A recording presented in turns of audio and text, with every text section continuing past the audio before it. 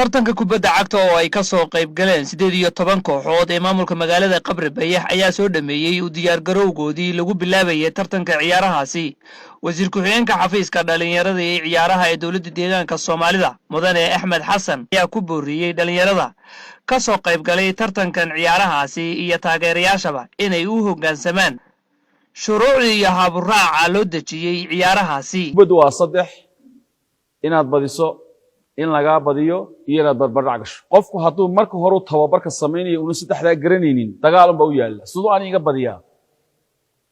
marka si taas aanay hadii Ilaahay aanay u dhicin waa inaad insha Allah ayad ciyaartan ay ku dhamaataa nabad. talabaad markay idin dhamaato maadaama garoonka hadda idin dhisnay dee marna idinka iman marna annaga idin iman hadii Ilaahay yiraahdo oo koox halkaas idinka keenna hadii la jigjiga kooxda ku guuleysatay waxaan u ballan qaadaynaa in meeshay doonayeen gobolka meeshay ilaahan lagu soo ciyaarsiyo insha Allah inaan geeyno hadii Ilaahay yiraahdo taas waa idin ballan qaadaynaa.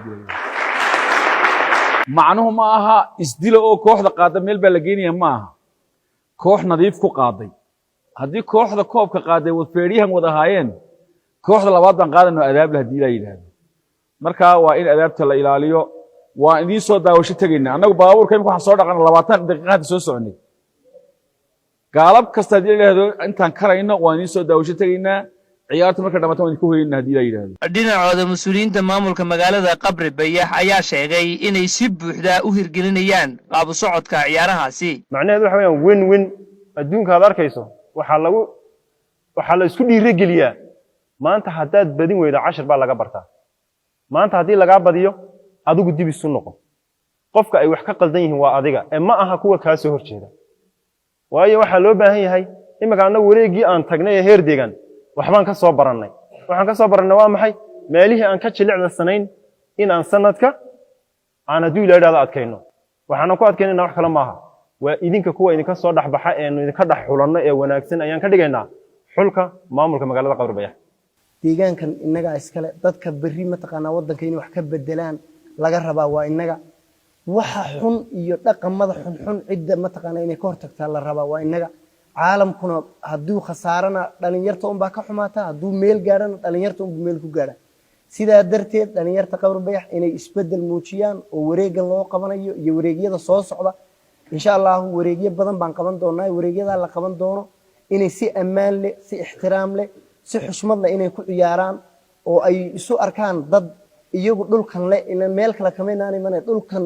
dadka uu sugayay iyo dadka uu sugayaaba waa inaga sidaa darteed waxa la inaga rabaa inaan dhisno dhalinyar caafimaad qabto oo isjecel. ciyaarahan ayaa waxaa gacan buuxda ka geystay qurbo joogta u dhalatay maamulka magaalada Qabri Bayax ee ku sugan waqooyiga Ameerika taasi oo ku dhiirigelinayaan dhalinyarada dhinaca ciyaaraha kala duwan iyo waxbarashada isla markaasina dhalinyarada looga baahan yahay in ay noqdaan kuwa lagu daydo. sidoo kale dhalinyarada ayaa tilmaamay inay aad ugu faraxsan yihiin tartankan kubadda cagta ayna ka dhalan doonto isdhexgal iyo kalgacayl. halka waxaan uga mahad celinayaa walaalaha Qabri Bayax qurbo joogta mar koobaad iyo mar labaadba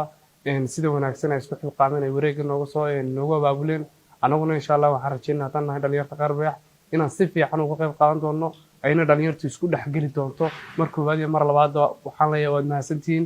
sida wanaagsan ay wax noogu abaabuleen anaguna waxaan rajaynaynaa inay dhalinyartu noqoto mid ay ku midoob lahaayeen ay tartanada heer deegaan si fiican uga qayb qaadan lahayn marka ana waxaan leeyahay dhalinyarta oo hadana hadal u soo jeedinaya inaan tusaale noogu noqdo doorkii dhaweeteed heer deegaan ciyaarayna wareegyadooda meelay aan ka xumeyn inaan iska hagaajin doono wareegan maxay hiday noo noqon doono ku aan ku tartami doono oo goor faa'iido noo yeelan doona marka waxaan leeyahay qurbo joogta aad baan ugu mahad celinayaa mar koobaad iyo mar labaadba. insha Allah waxaan rajaynayaa kulleed koox walba maanta nasiibkeeda bay heshay oo halkan insha Allah waxaan rajayn doonaa halkan hadalada laga soo jeediyana inay noqon doonaan kuwa aan ku dhaqanno markaan tilno goobta garoonka.